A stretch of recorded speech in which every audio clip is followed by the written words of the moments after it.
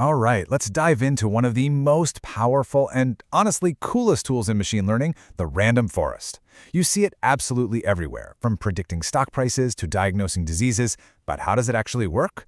Well, we're about to demystify it, and you'll see the answer is surprisingly elegant. And this is the big question we're going to tackle today.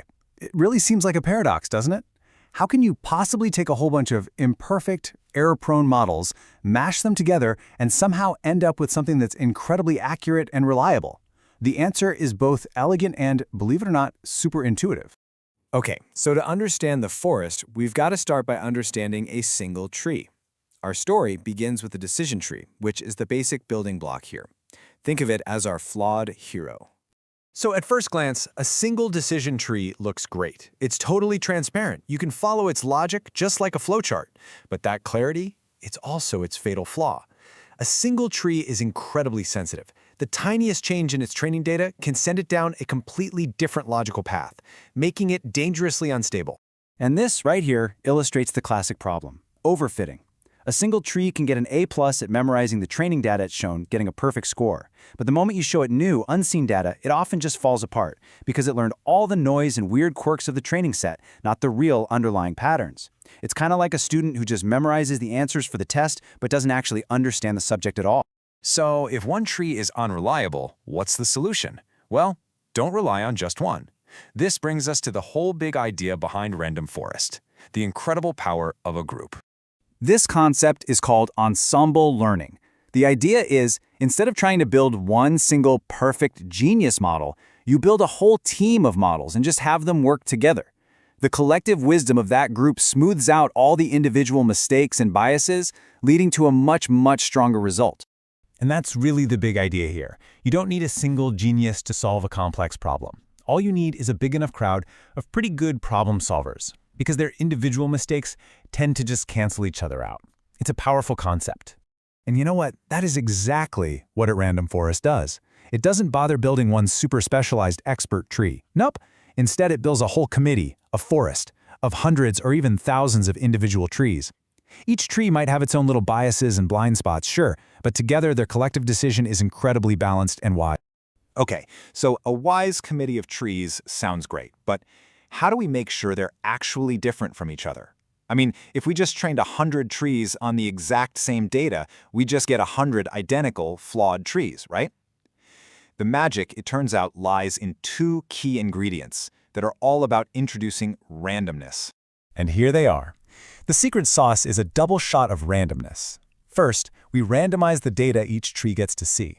And second, we randomize the features, or variables, that each tree is allowed to use when it makes its decisions. Let's break these two down. All right, first up, data randomness. This uses a technique called bootstrap sampling.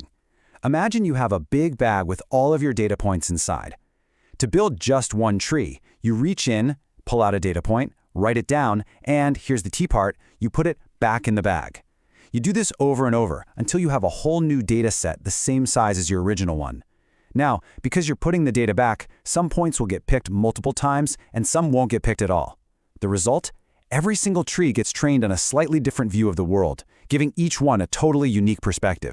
Then we have our second ingredient, feature randomness. So let's say we're trying to predict house prices, and we have features like square footage, number of bedrooms, location, and so on. Normally, a tree would look at all of those features to find the best one to make a split. But in a random forest, at every single decision point, the tree is only allowed to look at a small, random handful of those features. This forces the trees to get more creative. It stops them from all just relying on the same one or two obvious, super predictive features, and that creates a much more diverse and robust forest. All right, so we've used our two secret ingredients, our two types of randomness, to grow this awesome, diverse forest of hundreds of unique trees. Now for the big moment. When a new piece of data comes along, how does the forest actually make a single, final decision? It's beautifully simple. They vote. For a classification task, like deciding if an email is spam or not spam, each individual tree in the forest gets one vote. We just tally them all up, and the majority opinion wins. It's basically democracy in action, but for algorithms. So let's just imagine we've got 100 trees in our forest, and we ask them to classify some new thing. Maybe 75 of them look at it and vote, that's Class A, while the other 25 trees vote for Class B. And there you have it. The collective verdict is clear. Even though a quarter of the trees disagreed, the overwhelming consensus points to one answer. The final prediction is Class A. This voting process is what filters out the noise and makes the final decision so incredibly stable. Okay, so we've seen how randomness creates a diverse forest and how voting gives us a stable prediction. But there's one more, almost magical benefit that comes directly from this whole process. Let's look at the ultimate payoff. This is one of my favorite things about this algorithm. Because of the way it's built, a random forest can essentially test itself while it's being trained, and it doesn't need a separate pile of test data to do it. This is done using something called the out-of-bag error.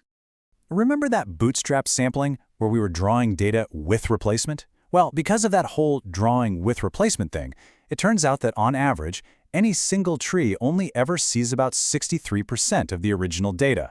That means about 37% of the data gets left out. It's out of bag for each and every tree. And this is where it gets really clever. For any single data point, we can find all the trees that did not see it during their training and ask them to make a prediction on it. We then compare their collective vote to the actual true answer.